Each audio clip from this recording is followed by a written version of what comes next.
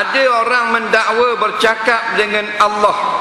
Setahu saya Rasulullah bercakap dengan Allah melalui wahyu Jibril. Guana ni berat menanang ni. Lepas saya dah berhenti, seakan-akan suara bapa Malaysia kita menyedarkan saya. Suara Tun Dr. Ismail, Senua Beramal, suara Tun Mustafa, Tun Fuad Steven, suara Temurun juga, semua. Yang paling penting suara Allah SWT minta saya turun back to frontline politik dan menyelamatkan negara kita, bangsa kita. Yang paling penting suara Allah SWT minta saya turun back to frontline politik dan menyelamatkan negara kita, bangsa kita. Yang paling penting suara Allah SWT minta saya turun back to frontline politik dan menyelamatkan negara kita, bangsa kita. Mengaku boleh bercakap dengan tu, dengan ni, bercakap dengan Nabi Khidir. Pelik-pelik dia ni, dia nak pelik. Beramalnya tidak. Orang ngajar masjid muka ni tak rajin nampak. Tapi kalau bercakap, dia sembang malam dengan Imam Mahdi. Bulat dah. Jadi benda-benda ni jangan. Benda karuk belaka. Imam Mahdi dah karuk, dia yang karuk. Nah, ni dakwa baru cakap dengan Tuhan. Cakap dengan Allah. Tidak akan keluar kalam ini daripada ulama-ulama. Yang keluar daripada orang-orang bodoh, orang-orang jahil yang tak reti apa hukum. Yang keluar daripada orang-orang bodoh, orang-orang jahil yang tak reti apa hukum. Jadi kita orang awam tak usah duk pening kepala lah. Ini penyakit. Daguannya ada juga orang percaya. Dia kata dia baru cakap dengan Nabi Khidir malam. Tang maring cakap dengan Nabi Musa. Pulak dah. Nah, bila kita kata mana bukti, dah semalam. Mari kat saya. Betul Nabi Musa. Dah habis cerita. Kata pepatah Arab, likulli saqitah laqitah.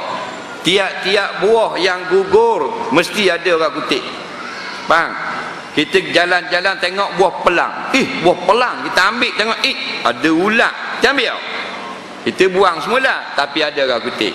Maknanya walaupun orang tu sesat, orang tu bodoh, ada juga orang percaya ke dia. Maknanya walaupun orang tu sesat, orang tu bodoh, ada juga orang percaya ke dia. Betul tak? Jadi kita nak jadi orang sesat ke nak jadi orang yang dapat petunjuk? Jawab sendiri. Nak jadi orang cerdik, orang bodoh. Nak jadi orang yang dapat hidayah, hidayah Quran dan hadis. Kita dengar cakap Quran, cakap hadis. Nak jadi orang cerdik, ikut para ulama. Jangan ikut orang bodoh. Kadang-kadang aurat pun tak tutup. Pakai luar pendek, tapi kata dapat ilmu laduni. Nampak? Tu bukan ilmu laduni, ilmu dalam guni.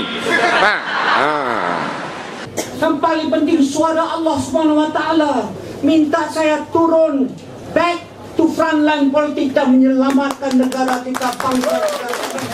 Yang paling penting suara Allah SWT minta saya turun back to frontline politik dan menyelamatkan negara kita, bangsa kita. Sesiapa sahaja pun yang bercakap seperti ini, Allah Subhanahu wa taala bersuara kepadanya. Okay? Kalau kita lihat dalam sejarah Islam, dalam Al-Quran Allah menceritakan bagaimana Nabi Musa alaihi salam berbicara dengan Allah. Wa kallamallahu Musa taklima. Allah Subhanahu wa taala berkata-kata dengan Nabi Musa alaihi salam dengan kata-kata yang bagaimana wallahu a'lam, yang bersuara ataupun tidak, dengar ataupun tidak, wallahu a'lam. Tetapi kita beriman bahawasanya Allah berkata-kata dengan Nabi Musa alaihi salam dan Allah bersifat dengan sifat kata-kata.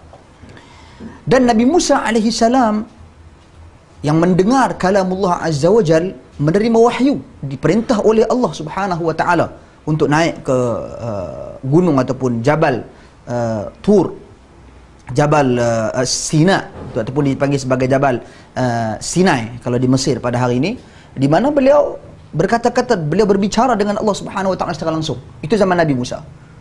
Okay. Kemudian zaman Nabi sallallahu alaihi wasallam, Nabi sallallahu alaihi wasallam hanya berbicara secara langsung dengan Allah Subhanahu wa taala ketika baginda di Sidratul Muntaha. Sidratul Muntaha. Okay. Sekarang ini kalau kita lihat, datang seseorang ini, ahli politik ini, beliau berkata beliau mendengar suara Allah Subhanahu wa taala. Jadi saya kira seolah-olah kedudukan ini, saya tak kata beliau menyamakan, tetapi boleh difahami bahawasanya seolah-olah kedudukan ini dilihat sama dengan apa yang berlaku pada Nabi Musa dan sama yang berlaku pada Nabi Muhammad sallallahu alaihi wasallam. Adakah ini Nabi baru? Satu persoalan. Dan saya yakin beliau bukan mengakui menjadi Nabi.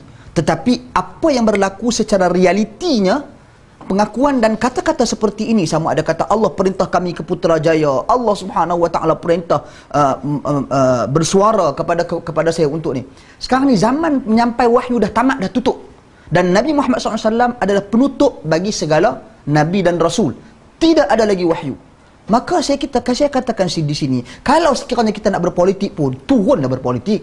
Tak payahlah tarik Tuhan sekali, gunakan Allah Subhanahu wa taala, gunakan agama untuk kepentingan. Tak kira hang UMNO, tak kira hang PAS, tak kira hang PKR. Jadi kita kena berhati-hati dalam isu dan hal yang seperti ini. Saya harap orang-orang yang berkata seperti ini, tak kira dia ke sesiapa saja, bertaubat kepada Allah Subhanahu wa taala dan beristighfar banyak-banyak. Wallahu a'lam.